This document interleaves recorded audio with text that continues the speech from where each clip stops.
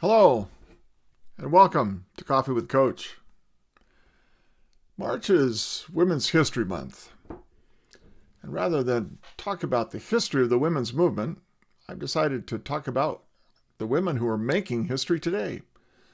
I've lined up several interviews with women who are doing ministry throughout the country in different roles. I think you'll find them wonderful, their stories amazing, and you'll learn a lot on Coffee with Coach. Today we'll be sharing with the Reverend Dr. Leigh Ann Shaw, currently the senior pastor at the Vista United Methodist Church in Vista, California. Leigh Ann grew up in Santee, California. She intended to go into a teacher credentialing program before acquiescing to the call to the ordained ministry in the United Methodist Church. She graduated from San Diego State University with a Bachelor of Arts degree in English Literature. She earned her Master of Divinity from the Claremont School of Theology and her Doctor of Ministry from the Wesley Theological Seminary with a degree which focused on faith and health. Dr. Shaw has completed 5 units of clinical pastoral education and served in a hospital setting, focusing on end-of-life care. For fun, she writes, meets friends for coffee, and sits on the beach, imagining a more quiet world. Leigh Ann and I both served the First United Methodist Church of La Mesa, though some years apart. We both used the senior pastor's office, which was below grade and relied on sump pumps to keep the underground springs from flooding our bookshelves. You'll hear more about that later. I first met Leigh Ann when she came before the District Board of Ordained Ministry, which I chaired for some years in San Diego, and it has been my pleasure to watch her career ever since, and it is my pleasure to share her with you today. I'm Steve Petty, and I have 3 goals for these videos: to help you become a better pastor and leader, to save you time and money, and to help educate, energize, and motivate you to energize and motivate your church. Well, thank you for agreeing to be on Coffee with Coach. Actually, today I had to go back and get my San Diego State coffee mug. Right on. So, because I know you're an Aztec, so there we go. Mine says college though. If I would have known, I would have brought mine in. Before it was a university. Yeah, it's one of those little things I do on Coffee with Coach. Talk about my coffee mug. Okay, tell me, before we begin with the questions, can you tell me a little bit about your church? My current church that I'm at is the Vista United Methodist Church. I think of it as halfway in the middle of the South District. So it's in the middle of nowhere, kind of, and in the middle of everywhere. It used to be rural and is not any longer. Vista is the home of hundreds of beer breweries. And so that is ever present. We are between Camp Pendleton and San Marcos. What do we call them? San Marcos State University. Mm-hmm. And so it's a very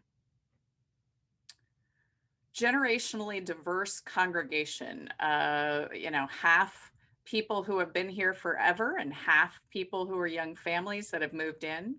About 300 members. So a good place to be. So I'm going to ask you 10 questions about women in ministry. And I'm going to ask the same 10 questions to a few other pastors. Leigh Ann Shaw, what inspired you to enter the ministry? I did not grow up going to church. Church to me was what I saw on television. And so not at all desirable, appealing, or interesting. I was completely suspect of anybody who said they went to church. And then about the time that my dad was getting ready to retire from the Navy, my parents decided that we needed to get church back into our lives. My dad grew up in the church, and so off we went back to church. I was either just starting or beginning high school. So church was not exactly where I wanted to go, but my dad persuaded me that I should come to church with them because he said it was an educational opportunity for me to learn about what religious people think. Somehow that was persuasive to me to go to church. And when I got there, after a few years, I felt like I belonged. I felt like I had a home. As an only child, it felt like I suddenly had a family that had meaning. One day I thought to myself, this is what I should do.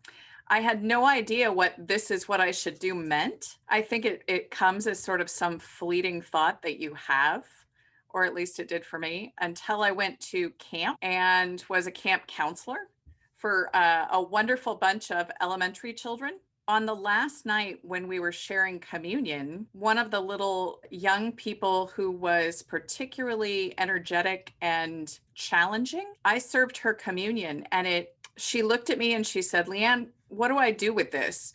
She had the piece of bread, I had the cup, and I said, you put it in the cup and you know that God loves you. And I heard God say, you need to do this.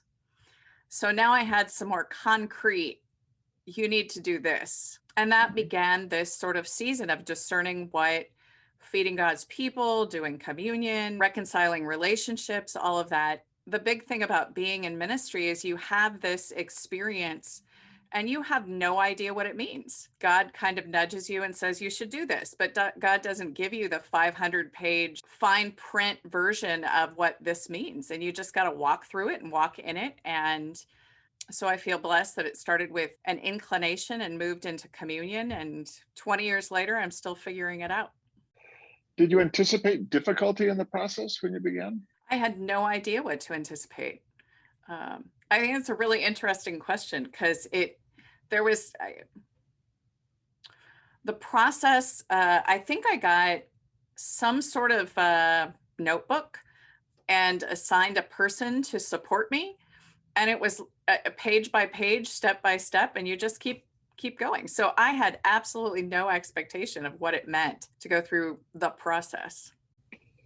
What difficulty did you encounter that you had not anticipated? It sounded like you didn't anticipate anything. So what difficulty did you encounter other than you had a really mean district chair of ordained ministry? So. He was a little shady. Yeah. Yeah. You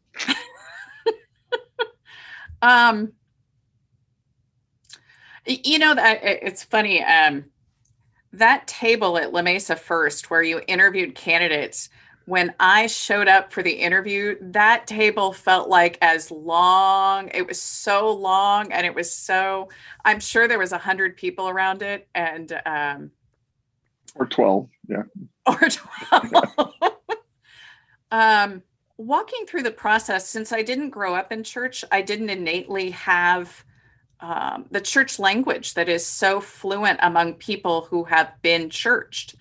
And so I did not understand. It's taken me a long time to figure out how watching other people go through the process, how they're successful or not successful, how they feel engaged and supported or not. And part of what I've learned is that I just didn't have the innate church language that people who grow up in the church have. Didn't know how to speak Methodese. I didn't know how to speak Methodist. I didn't know all the little acronyms. So that was a part of my challenge. The other part of my challenge is I grew up as an only child and didn't talk a whole lot. I was sort of the shy, receding person who was in the background. And so hearing my own voice, I know it's a shocker, hearing my own voice and responding to people was really disconcerting and challenging. When I was in college, I know you look skeptical. When I was in college, I used to set goals. I totally believe you. It's just a little mind-boggling. When I was in college, I used to set goals of talking in class. And so I would go into class and say to myself, okay, today I'm going to ask a question. And some days I did, and some days I didn't, but I would set goals to try to practice talking in groups of people. So that was really hard going through the process and both learning the language of church, but also learning to feel comfortable in my own voice. What do you wish your male colleagues knew or understood about being a woman in ministry? So many things. So many things. We've got time. along with there being a different language that you speak in church, there's a different language that men and women innately come to things with. And I think men don't innately have the language of women, and women don't innately have the language of men. And we forget that about each other. And there is a certain cultural sensitivity or a certain gender sensitivity that I think young clergy women don't remember and young clergymen don't remember.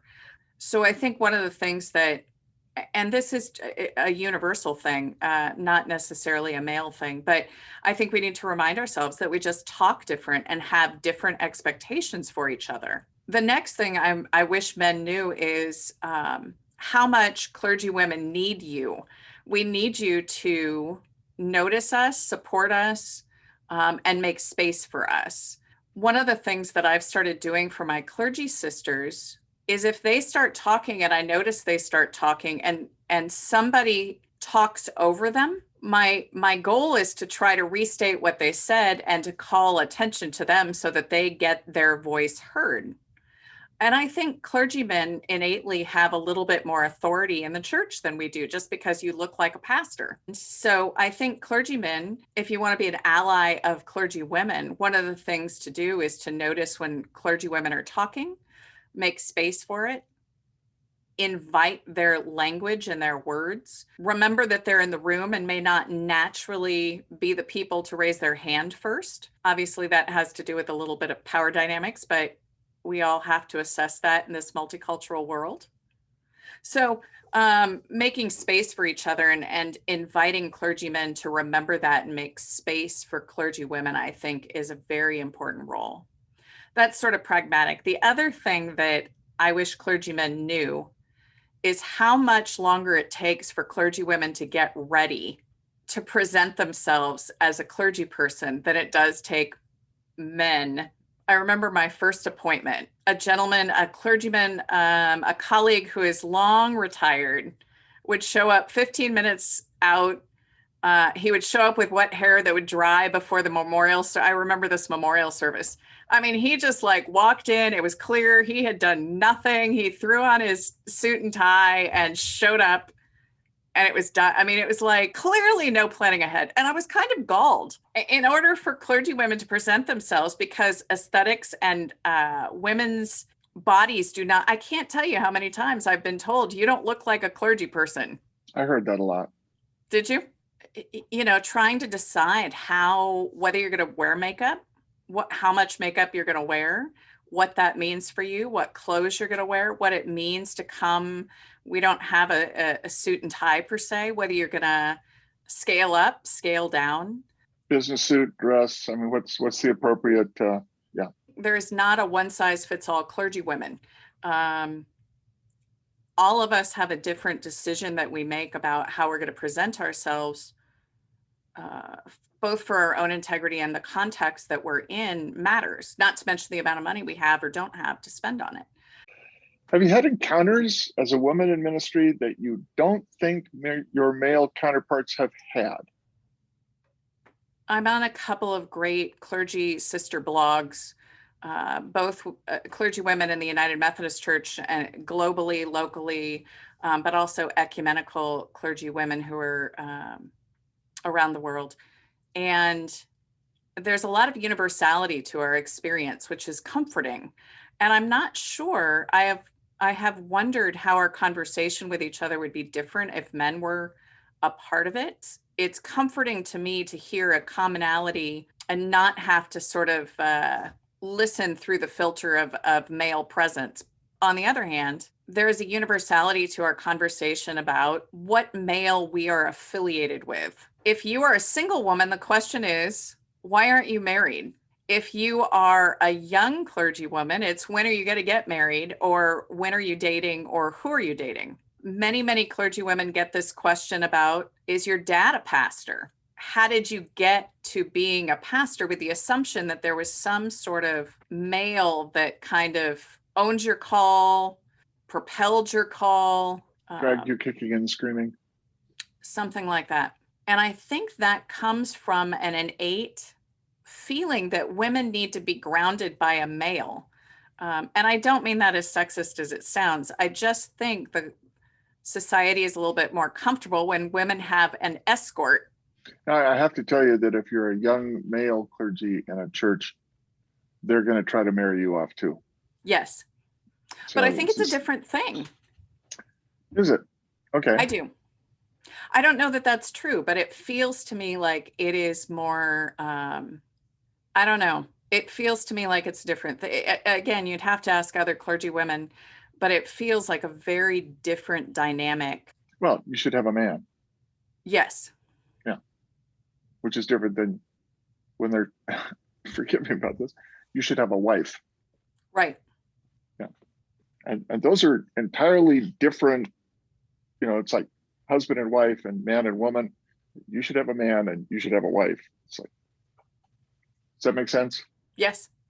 Okay. And Well, there is that dynamic when people talk to you, unfortunately, because that's in the back of their minds. That's the expectation for the role that they want you to fulfill, to be the kind of pastor that they think they want. right. And they probably don't even consciously realize the difficulty of that language. But it is difficult, and it's difficult to hear, whether you're the man or the woman. It's difficult to hear, but I think it is different for a woman to hear those words. Several times I've had wives suggest that they were in the least uncomfortable or jealous. I did not understand early enough the dynamics that I was stepping into. And I walked into it a little bit more innocently than I should have, maybe. So we learn more when our ignorance provides us with an education. Yeah. Have there been hurdles that you felt you had to clear that your male counterparts may not have had to? Yes. Can't wait. This one is very pragmatic. I mean, it's another one of those, women's voices are different than men's voices, and microphones are calibrated to a lower register. And in local congregations, it takes my first appointment. The sound people actually had some sound guru come in and calibrate the microphone to my voice. And was very clear that my voice was different than the people who are pastoring there. And every single church and every young clergy woman or young woman I've heard speak into the microphone for any duration, lots of people will complain if the microphones are not calibrated correctly. It's a different hurdle that men have to, you need to be aware of how you present yourself. And I would never have thought knowing how to speak lower is important for people to be able to hear you as you're speaking of God's grace. I had a gentleman, and again, who did me a great favor at a church, who was a speech coach. And he said to me, men don't want to hear a woman's voice that sounds like their mother yelling at them. And when you speak, sometimes you squeak. Hello, how are you? Or you get excited about something, or you are telling a fun story or whatever. And he said, you need to learn not to do that. You cannot let your voice sound like a man's mother. And after a while, I understood what he was pointing to. Did you learn from it? I did learn from it. Did you change your voice? I did change my voice. I try to talk slower, more paced. If there's something that I'm sharing that I know I get excited about or I find interesting, I try to take it slowly rather than to let my voice drift up. I have never heard men talk about this in being clergy and figuring out how to modulate your voice.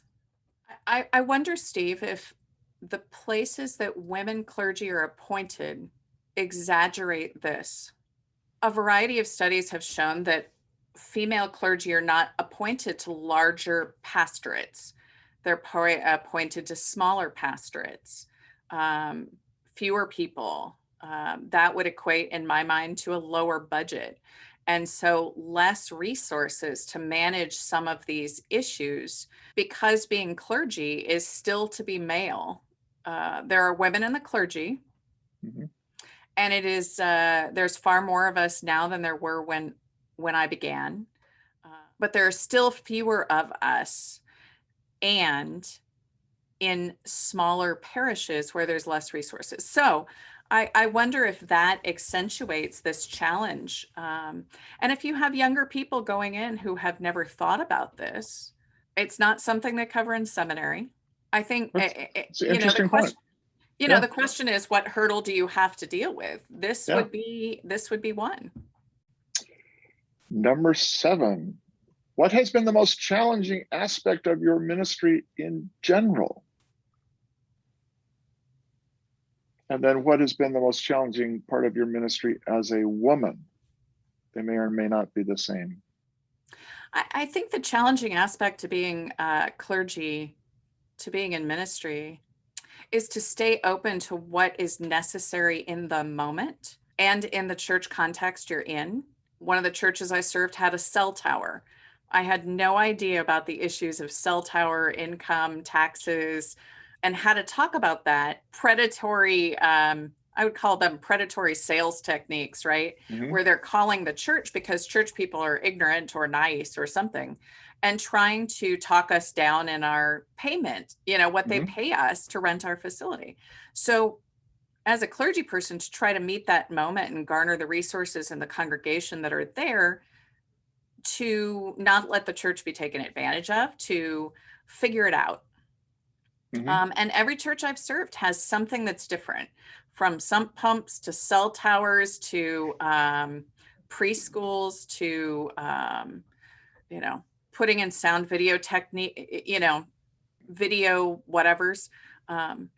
Every church has a thing, to multi-million-dollar foundations. What does that look like?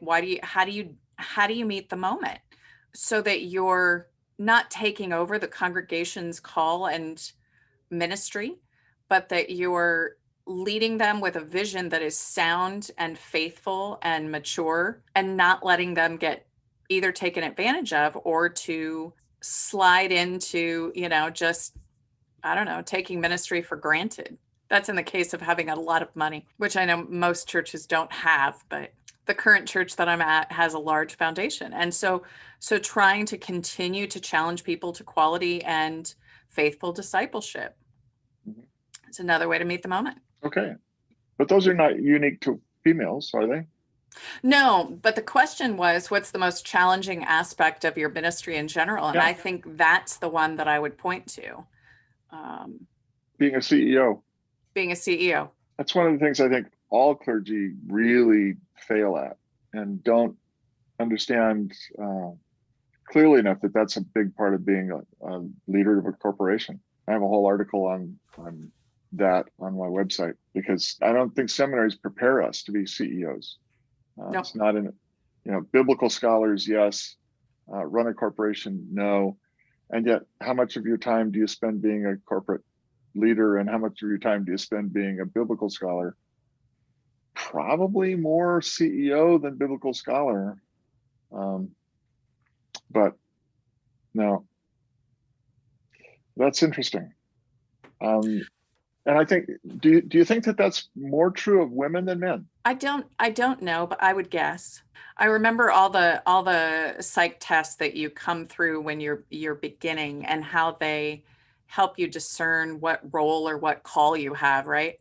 And I remember I answered some psych test that was meant to discern what I'm called to and what I'm good at. And I had said, you know, absolutely not music, absolutely not musical leadership, absolutely not any of that. And the psych person said, well, that's strange. Most people who are called to be clergy, that's a part of their call. And I thought, well, if that's true, then I'm out. You know, I'm totally out. But I think that for women coming through, there's an identity about who we are: pastor, priest, and prophet, right? Many women are called and understand the notion of pastoring. You know, we shepherd people around, we're kind, we're compassionate, we're caring. maybe we sing, we're good at the arts, we're emotionally present, but being a priest and standing in the role of the royal priesthood, the priesthood before the congregation and presiding, I certainly didn't see myself as a priest. So CEOing the church was not a part of my vision of who I was. And I think you can't get that until you stand in that role and figure it out, pick the tools up and do it for a while, and then you go, oh, I can do this, or oh, I shouldn't be doing this. I think So how do we give women that entree to try it out? the role of taking on administration, the church has more difficulty giving it to a woman, and women have more difficulty accepting it. Both.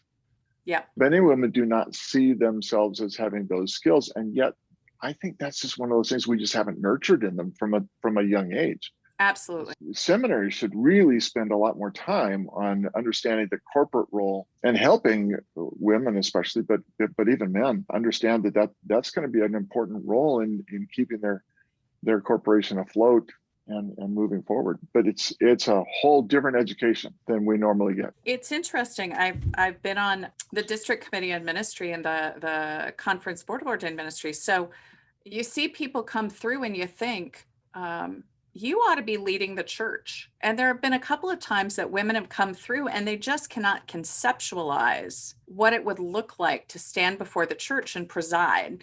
And I don't, you can't tell somebody else what their call is. That's a very intimate journey that we take with God. But trying to encourage people to put on the role and see if it fits you. What would it look like to be that person? How does that work? Particularly for women who haven't ever tried it out and have just know that they're called, know that they are compassionate, know that they love God and love service and love the church, and are afraid of standing up at the pulpit and speaking. So giving people an opportunity. Okay, with that, I'm going to move on. 8, what would you say to your younger self to encourage her as she considers the ministry or takes her first steps in a ministry? Now, you encourage a lot of other people today because of your role as a senior pastor and as with a role on board of ordained ministry. But if it was you, how would you encourage yourself? I think I would have sat down and had a heart to heart about not taking things personally. We live in a church and I want for people to feel welcome and like they belong and to have guidance, protection, nurture in their journey with God. And so often it is easy to think when they fall down that it's about me somehow. Or if they get lost, or if they don't understand the Bible, or if, I preach a sermon and they come tell me that I did it wrong, right? That happens. There was this lovely woman at La Mesa First. She's since passed away, but I preached a sermon on one of the sort of 10 top scriptures in the Bible that we think of. It may have been the prodigal son story. Or one of that ilk. In any case, I was being creative, and Mary did not appreciate my creative view of the scripture. And she made an appointment and came in and explained how much she loved me as her pastor and didn't want to hurt my feelings. But how dare I give a different perspective? And I took such to heart that I had hurt Mary's feelings and that she was so upset. That's not about me. That's about Mary, and again, you sort of parse out pastor, priest, and prophet. Sometimes we need to be the prophet and we really, our heart isn't in it. Our heart wants to be the pastor and have everybody love us. And so, I think the heart to heart is, this is not really about you. It's really about what God is doing in the church and in ministry. And so just get over that a little bit more, or at least get somebody to remind you of that when you forget. So I think that's the heart to heart that if I could, sort of tape it and send it in a time capsule back, that's what I would tell myself. I think there's a universality to pastors going into churches and thinking they're the pastor. Oh, I'm here. I'm the pastor and I'm going to do this thing. And it's going to be fabulous because, I'm called by God and I got this commission by God and the church is behind me. And I've written so many pages and I've convinced everybody that I'm the thing, right? And we walk into churches and we forget that there's decades of people who came before us and decades of experience and wisdom before us. And these people, when you meet them in the congregation, the laity, and you're not any smarter than they are. They're smarter about their church than you are. They're smarter about their lives than you are. They're smarter. A lot of them are smarter about who God is to them than you are. You know, they may not use words like ecclesiology soundly in a sentence or, you know, tell you atonement theology, which, by the way, they don't care that much about. But they can tell you stuff that you will never learn unless you sit down, shut up, and listen to them. And that, being schooled by congregations and learning about who God is, if you're called by God to be God's president of the world, then stop talking so much and listen to them because they'll teach you. And then you They can will. reflect who they are. And then you can love them. You can't love them without listening to them. I walked into my first appointment and I got a letter in the mail from one of our colleagues that said, you know, I'm praying for you in your first appointment, that you'll fall in love with them and they'll fall in love with you. And I read it and I thought, what a crock. And I put it in my, I really did. I thought, who is this person? And I put it in my file folder, and then I changed churches and I got it out again because I came across it, because we clean out our files, and I read it again. And the next place I went, oh, that's interesting. One of my colleagues cares about me. And then I put it back in the file. And the next place I went to, I read it again and I thought, I love this congregation. And it was like 10 years later, I went, what a wonderful letter from a wonderful person who was praying for me to love my congregation and them to love me. And I'm so grateful I kept that. You know, there's plenty of things we should throw away, but there's some things that we should keep and guard and hold on to. And those prayers from our community, whether our colleagues or our inspiring whoever it is, those are the ones that make all the difference. I mean, that makes a ton of difference to remember that you don't go into some place by yourself. You go in with a whole horde of people behind you, and they know you don't know everything you need to know. All of them. It's like it's the secret that we all have. You can't know about the church when you walk in the door. You got to learn about it. And you got to let them teach you. Yeah, and it doesn't matter whether you're a man or a woman. They're still going to school you. You have to learn where the sump pumps are at La Mesa. Yep. Ugh, stupid sump pumps. I hated those sump pumps. Oh, yeah. Oh, yeah. But when they failed, then you really hated them. I really hated it a lot. 9. It is difficult to separate different parts of ourselves out, but would you share how you think your sexuality, race, class, and other aspects of your identity have impacted your abilities in ministry? And because it's Women's Ministry Month, maybe especially female, but all of those things.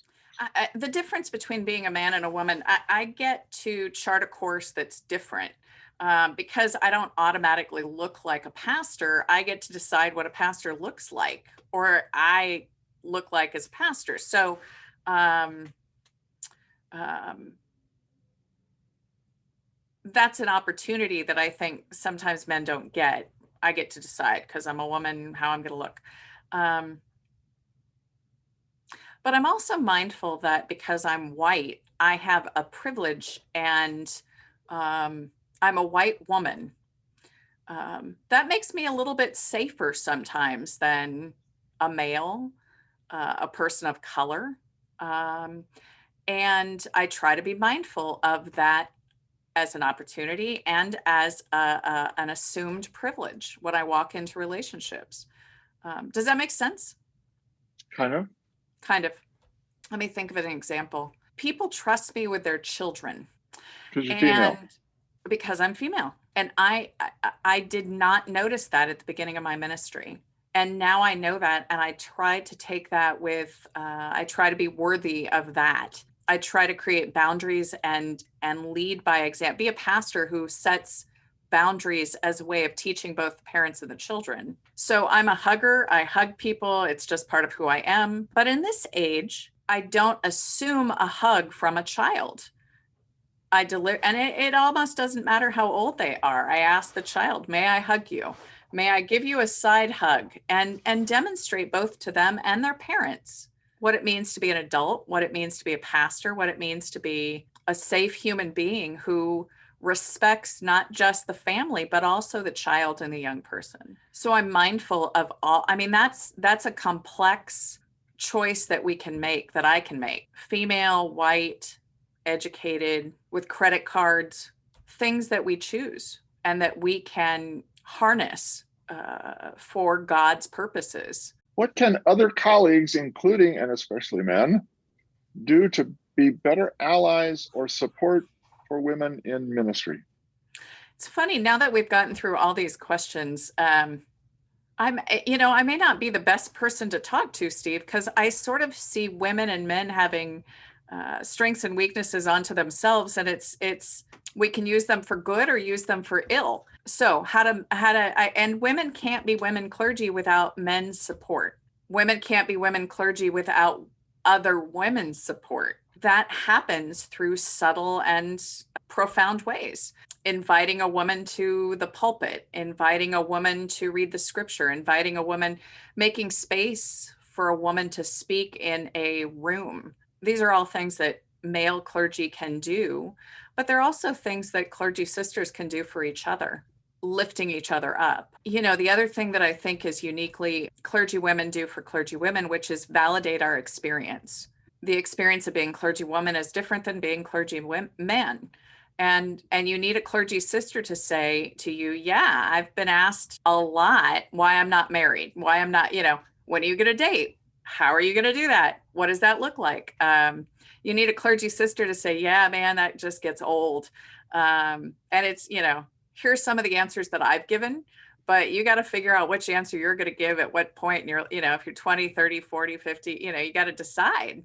Sometimes you're going to be snarky and sometimes you can be gracious and, give yourself a break.